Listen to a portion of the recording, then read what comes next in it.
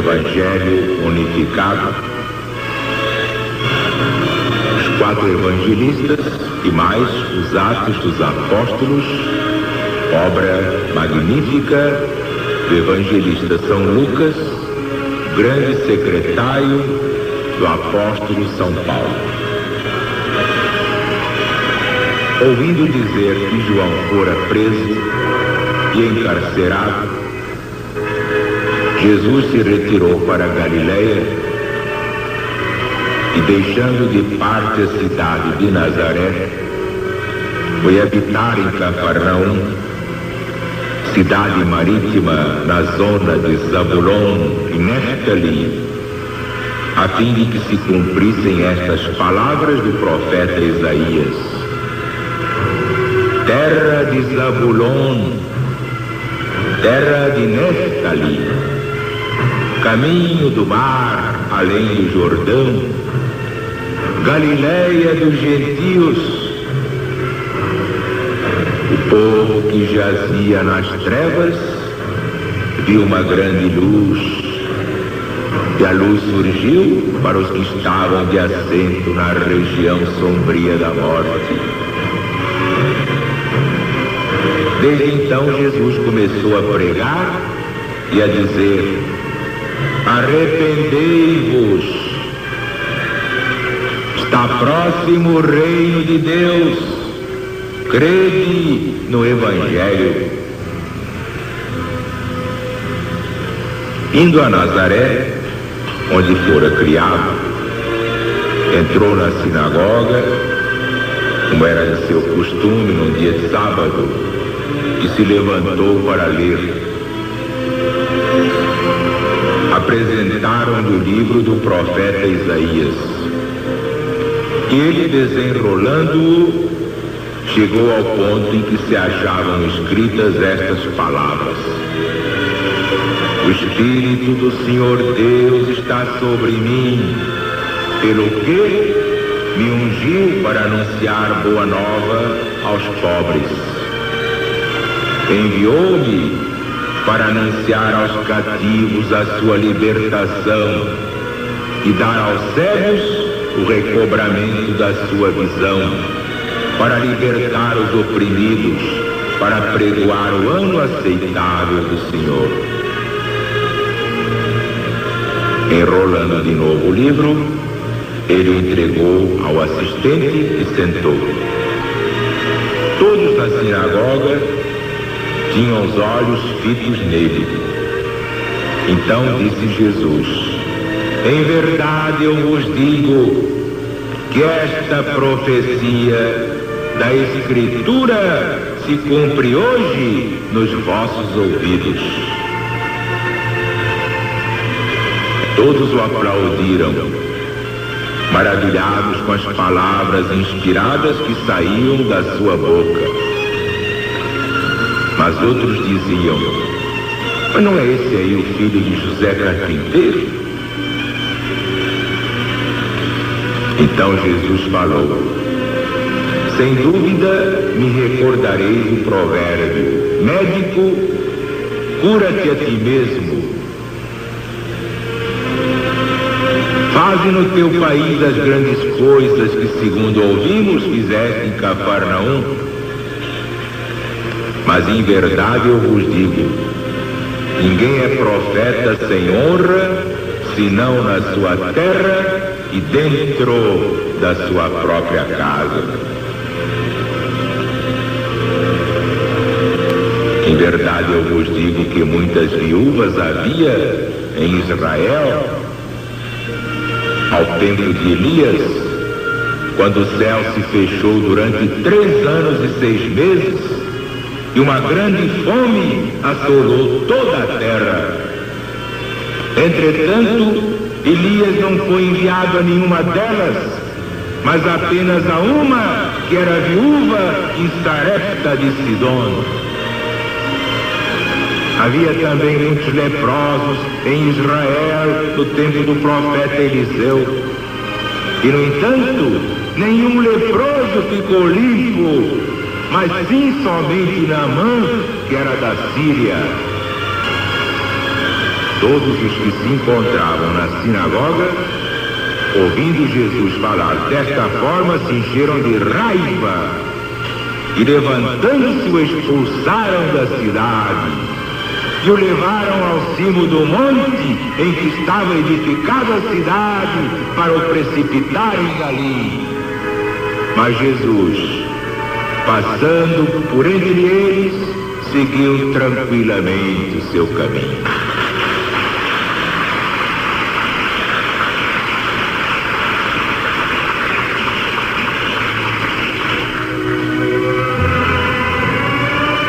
É extraordinário o Evangelho de Jesus, quando explicado sem o véu da letra, que a letra mata.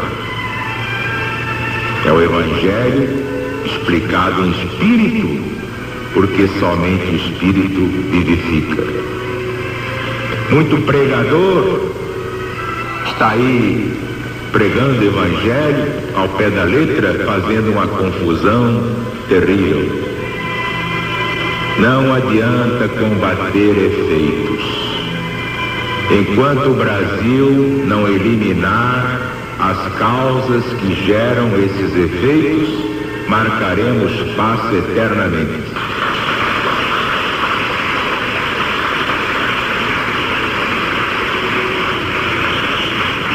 É preciso o povo compreender para apoiar.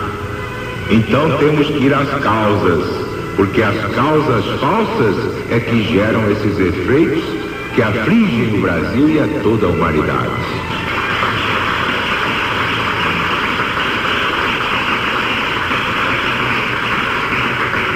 Do contrário, Jesus não diria: Ele, Deus feito homem, Verbo feito carne, não diria estas palavras: arrependei-vos e crede no Evangelho.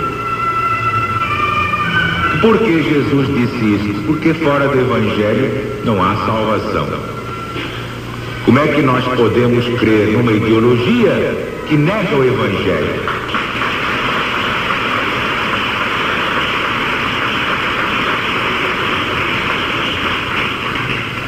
Mas quando Jesus dizia: arrependei-vos e crede no Evangelho, não era por imposição, não, porque Jesus não impunha nada, nunca impôs. Jesus queria dizer: se não crerdes no Evangelho de Deus, não tereis salvação. É igual aquela passagem em que ele diz: todo aquele que blasfemar contra o Filho, isto é, contra Jesus, já está perdoado. Mas aquele que blasfemar contra o Espírito de Deus, este já está condenado. Por quê? Porque Deus é vingativo? Não. Porque quem não viver dentro da lei divina nunca terá felicidade, nunca terá paz no coração.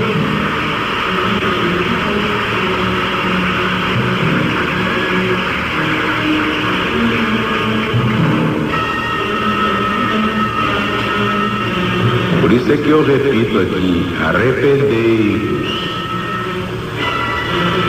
Já está próximo o reino de Deus neste fim de ciclo. Crede no Evangelho para a vossa salvação. Quer dizer, no Evangelho não é nenhuma igreja, não é nenhum centro espírita, não é nenhum templo protestante, não é nenhuma tenda de umbanda, não é nenhuma sinagoga judaica. Vejam bem o que diz Jesus: crede no Evangelho, que o Evangelho é o próprio Deus através do Cristo e do Espírito Santo.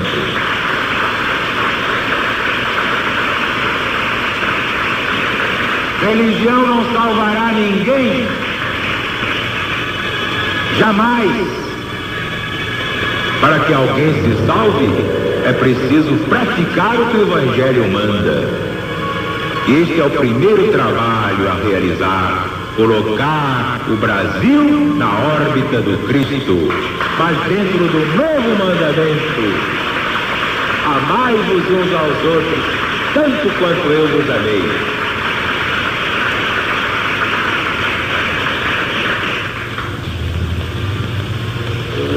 Muita gente despreza o Velho Testamento porque acha que isso é muito chique.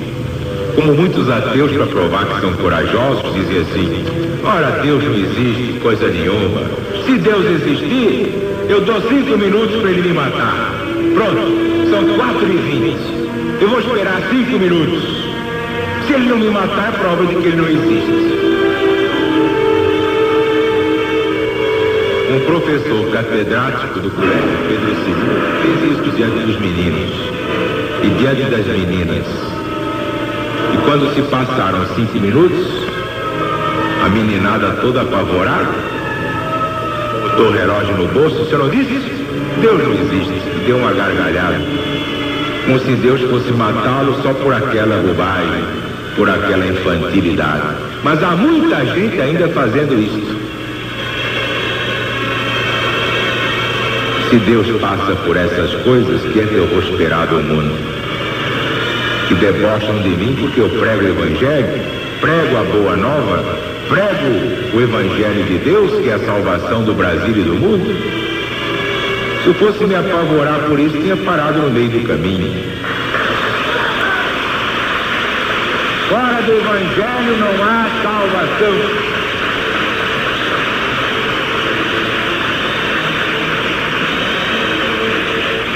Então eles acham que o Velho Testamento já está superado, a própria Bíblia, na parte do Novo Testamento, já está superada. E começa a debochar da Bíblia. Então quer ser mais que Jesus. Porque Jesus mandava que respeitássemos o Velho Testamento e dizia: a Escritura não pode falhar. Ora, o Novo Testamento é todo ele Jesus, de capa a capa, de ponta a ponta. Não havia Novo Testamento no tempo de Jesus. Depois que Jesus se afastou para o céu, é que o Novo Testamento começou a ser escrito, a começar pelo Evangelho até o Apocalipse. O que é que estamos vendo aqui?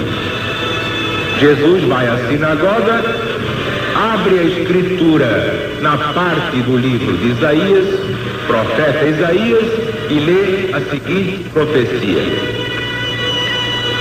o Espírito do Senhor está sobre mim, pelo que me ungiu. Cristo quer dizer ungido. A palavra Cristo quer dizer ungido.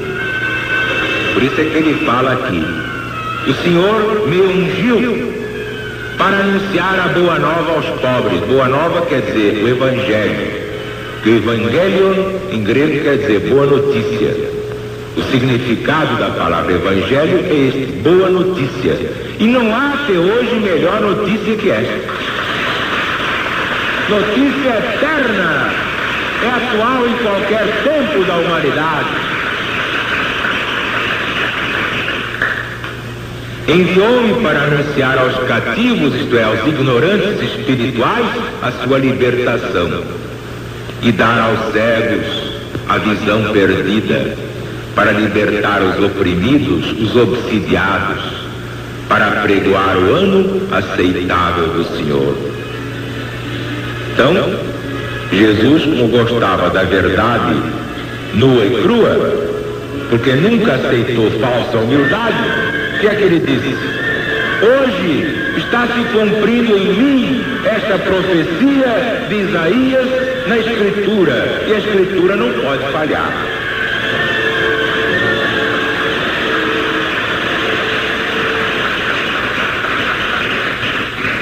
Quer dizer, o próprio Jesus estava dizendo: eu sou o Cristo anunciado desde Moisés.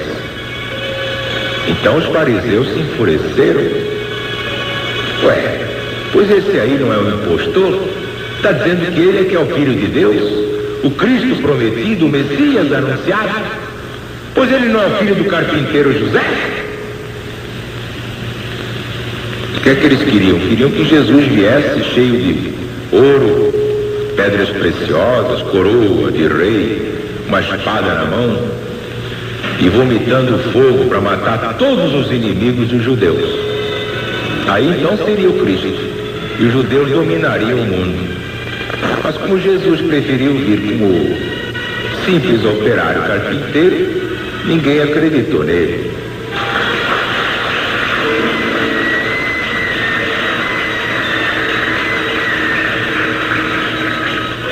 Qual foi então a lição que Jesus nos deu? Porque, criado em Nazaré, ninguém o aceitou em Nazaré. Tanto que ele em Nazaré não podia fazer nenhum milagre, diz o Evangelho. Tinha que ir a Cafarnaum. Aí fazia milagre, porque o povo acreditava nele. Então ele deixou este anátema. Ninguém é profeta sem honra, senão em sua terra e dentro da sua própria casa, porque nem os irmãos acreditaram nele. Tinham uma inveja desse tamanho. Que a inveja continua sendo a grande arpia, a grande fofoqueira universal. Ninguém aceita o império da inteligência. Ninguém aceita que alguém seja escolhido por Deus para uma sagrada missão universal.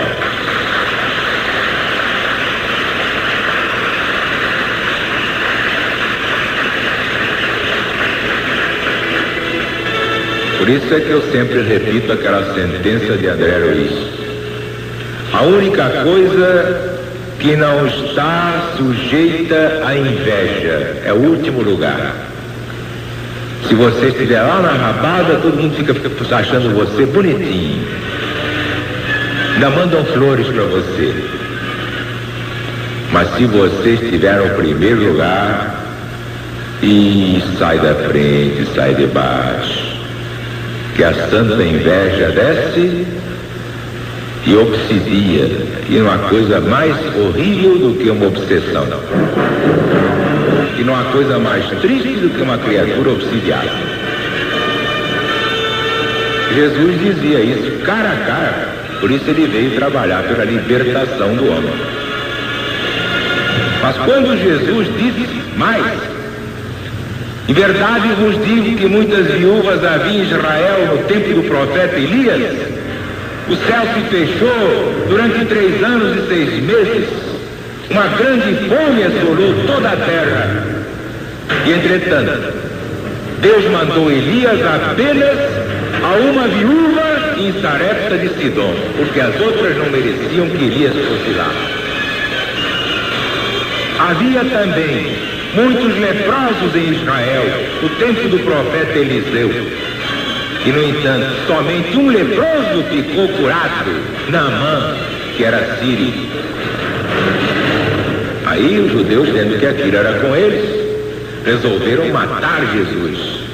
Então, o expulsaram da cidade, levaram ao alto do monte, para dali o precipitar. Mas Jesus tinha um corpo fluídico. Jesus se tornava invisível, passava entre eles e eles não sabiam como é que Jesus desaparecia. Essa é a explicação. Porque se Jesus não tivesse um corpo fluídico, não se poderia invisibilizar. É verdade ou não é? Só a verdade ficará de pé. Então viva a LBV, viva o P!